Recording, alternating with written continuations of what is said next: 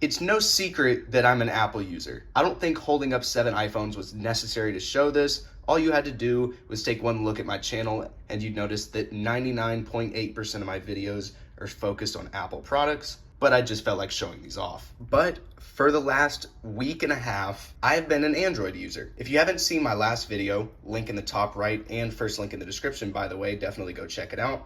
I purchased a Google Pixel 6 with a broken power button and repaired it, and then decided to use it as my main phone for a couple of weeks. We're a week and a half in, and I think that I'm far enough in to give a review of what it's like being an iPhone user switching to Android. Now, I said that this would be a possibility of a video if the previous video did well, and it did. It actually ended up getting 4,300 views, bringing me in $12. And since I was satisfied with the performance of this video, I decided I might as well give my thoughts on Android. Mainly in this video, I'm just gonna be focusing on things that I liked either better or worse than iOS. Now, this specifically applies to stock Android and the Android that you will experience on a Pixel phone or any phone that's really not a Samsung phone with stock Android. But that is the always on display. I really like the look of the always on display on Android compared to the one on iOS. This is specifically iOS 18, but it's the same on iOS 16 and 17 on the iPhone 14 and 15 Pro models. But I just really like the way that on Android, depending on what's being shown on your lock screen, the clock size is able to dynamically adjust. And I love this little animation when you wake it up. The way the clock gets bigger, I just think it looks a lot better than the way iOS does it.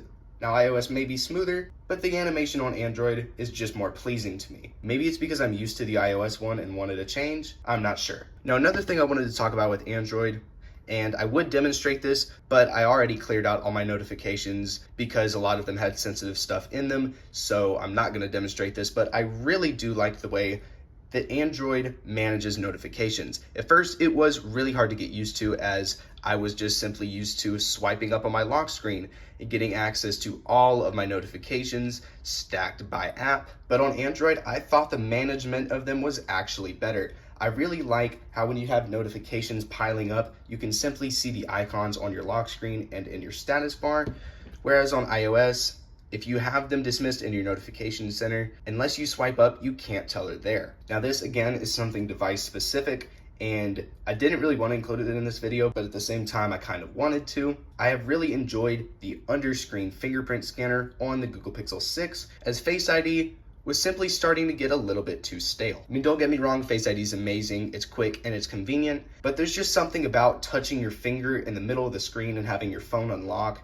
Meanwhile, when someone else does it, it doesn't work, is just so fascinating to me. Now, another thing about the Android operating system that I found both difficult to get used to and don't exactly love is the difference between Spotlight search on iOS and accessing the search on an Android device. If you're an Android user, you don't need this demonstration, but if you're an Apple user, this is something you may want to see. Now, if you want to access Spotlight search on an iPhone, swipe down from the middle of your home screen and it'll show up. Now on Android, doing that brings you straight to the Control Center and Notification Center, which is bundled in one, which is yet another thing that I actually really like about Android, being able to access both my controls and notifications from just one gesture. If I'm on my home screen, from the middle of the screen, or in another app, just dragging down from any side of the top of the display. But to access Android's version of Spotlight Search, you have to click on the Google bar down at the bottom. There were countless times where I accidentally brought up the Notification and Control Center instead of searching like I should, and that was one thing that was just quite difficult to get used to and kind of drove me crazy. Now back to the Control Center. Now I cannot just compare this to iOS 18. I also need to compare this to iOS 17, as iOS 18 changed quite a few things, but during my use of Android, I have really liked the design of the Control Center a lot more than the one on iOS. Now, of course, the one on iOS 18 is going to be quite different than the one on iOS 17. For example, this is a Control Center on iOS 15 through 17. Now, my device is jailbroken, so please ignore this power menu that I have through my jailbreak. Typically, here is the screen mirroring button. The Control Center on the latest version of iOS versus the latest version of Android. I actually prefer the one on Android, being able to swipe side to side between pages. Now, before you argue, iOS 18 did add the option to have pages except they're up and down, and I don't like this. This isn't very intuitive. I think this is a lot better than the control center on iOS, both 17 and 18. I love the horizontal brightness slider, and of course, I love how the notifications are bundled in with the control center. That's something I've always liked about Android. Now, one thing that I do actually like more on Android than I do on iOS is the app drawer compared to the app library. On iOS, I really never find myself using the app library, even though, of course, it may be quite useful. I just end up pulling up Spotlight Search and searching for the app that I'm looking for. But on Android, I actually really do like swiping up and having access to all my apps in a drawer like this, as opposed to these hard to navigate folders on iOS. Now, of course, there is one caveat to switching to Android if you are an iPhone user. If you're an iPhone user, most likely just like me, you're going to have a lot of people that you're in contact with that are used to you being on iMessage if they have an iPhone as well. And that transition from iMessage to regular SMS is going to be difficult. Now, I did find RCS really nice to use on Android when communicating between Android devices,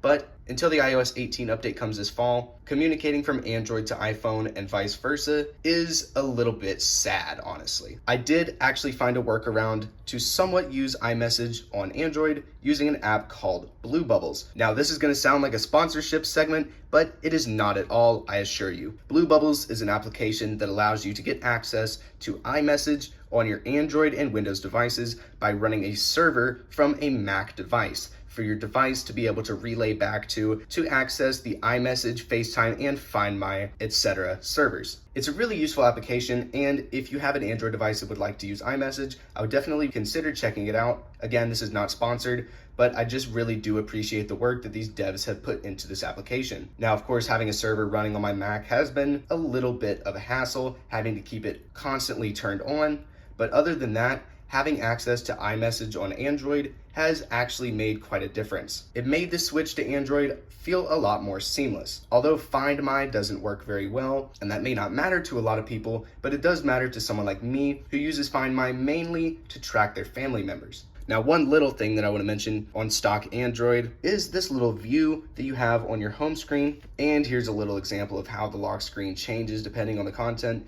But this little view that appears on your home screen and lock screen changes depending on the context and what it needs to display. For example, right now, it's showing me the weather forecast for tomorrow and the current weather. But if I were to have a calendar alert coming up, my flashlight turned on, which I'll demonstrate right now. As you can see, flashlight on, tap to turn off, it would display something else. But one last thing that I have actually really enjoyed on Android, different from iOS, is the level of customization. Now, iOS 18 adds quite a bit more customization, but still, there's things that Android has been doing for years upon years that you still can't do on an iPhone.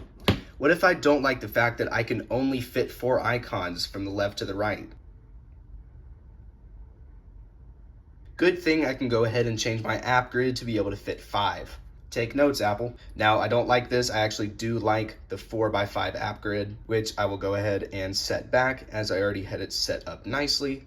I have to fix that now. But it's just the little things like that that you can do on Android that you can't do on iOS that honestly make me rule in favor of Android. I hate to say it, but I really like what Android has become.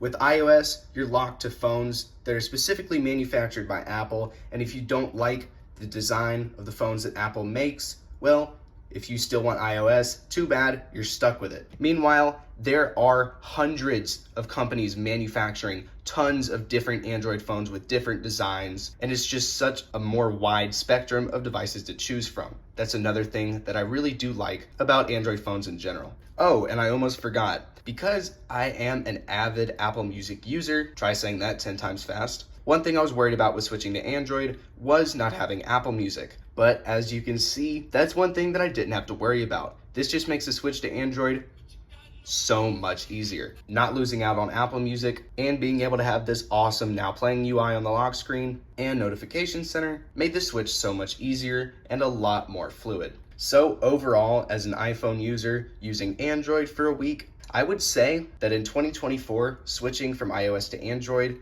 is a lot easier than you would expect. Even if you've never used Android before, I give you 3 days and you'll be used to it. Switching to Android for a week, and not only a week, this is going to continue for a little while, has honestly been one of the best things I've done in a while, as I was really starting to get sick of iOS and really needed a change. And this was exactly what I needed. Using Android was a really pleasant experience, and if you're an Apple user and you're looking for a change, honestly, getting a relatively inexpensive Android device like a Google Pixel 6a or the regular 6 if you can afford it, and just trying out Android is actually something that I would recommend. Anyway, overall, I really enjoyed my switch to Android. I had no major issues.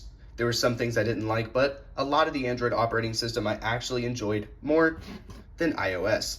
Now, if you saw my last video, I have gone ahead and put a different case and a fresh screen protector on my iPhone 14 Pro for when I do switch back to it in a couple of weeks, so it no longer looks like it's been through 6 car accidents. Anyways, enough yapping about Android. I hate to do this, but I kind of have no choice. If you're new here, please consider subscribing, as of right now, only 13.7% of my viewers are actually subscribed. So if you're new, please consider hitting that subscribe button, as it'll really help me in reaching my goal of 5,000 subscribers. Anyways, thank you guys so much for watching this video. This has been a really fun project for me to mess around with, and has really opened my eyes to actually using Android devices, as it's been quite a long time up until now since I've used them. Enough yapping. Thank you guys for watching. Comment, like, and subscribe, and as always, peace out, guys.